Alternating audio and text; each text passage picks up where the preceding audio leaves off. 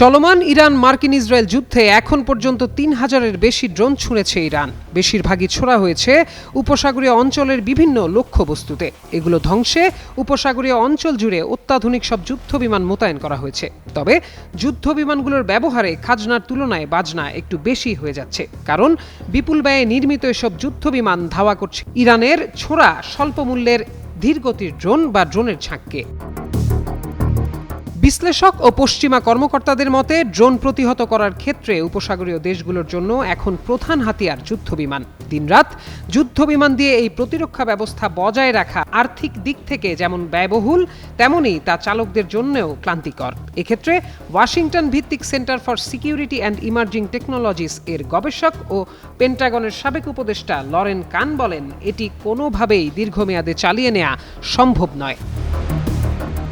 Centre for strategic and international studies CSIS এর তথ্য বলছে, ইরানের অস্ত্রাগারের প্রধান শক্তি শাহেদ 136 ড্রোনের এক একটির দাম $20,000 থেকে $50,000, অথচ মাত্র একটি F-16 যুদ্ধবিমান 1 ঘন্টা আকাশে ওড়াতেই খরচ হয় $25,000-এর বেশি। ফলে ড্রোন ধ্বংসে যুদ্ধবিমানের ব্যবহার অনেকটা মশা মারতে কামান দাগানোর মতো হয়ে দাঁড়িয়েছে।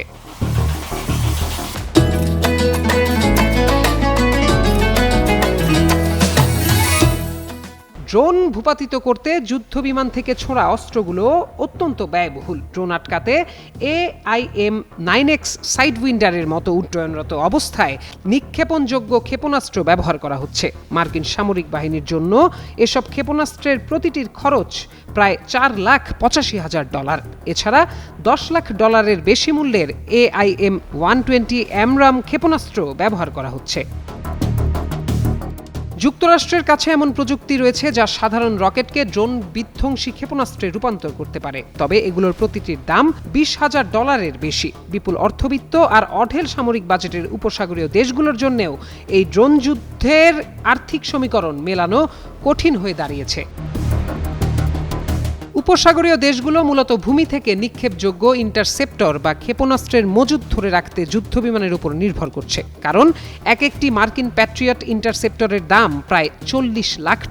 এখন প্রশ্ন হলো, সস্তা ড্রোনগুলোকে ভূপাতিত করতে যুদ্ধবিমানের বিকল্প কি ব্যবস্থা নেওয়া হচ্ছে?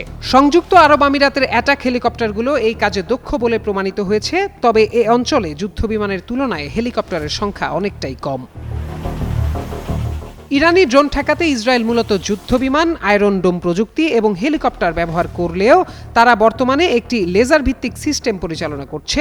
এই প্রযুক্তিতে প্রতিটি ড্রোন ধ্বংস করতে খরচ প্রায় শূন্য বললেই চলে। সংযুক্ত আরব আমিরাতও লেজার ভিত্তিক প্রযুক্তি সহ ড্রোনের জন্য বিশেষায়িত প্রতিরক্ষা ব্যবস্থা কেনার কথা ভাবছে। এ বিষয়ে CSIS এর গবেষক টম কারাকো বলেন, যুদ্ধ সবসময়ই ব্যয়বহুল এবং এখানে ব্যয় বহনের সক্ষমতা বেশি গুরুত্বপূর্ণ। প্রত্যয় দাস, যুগান্তর নিউজ।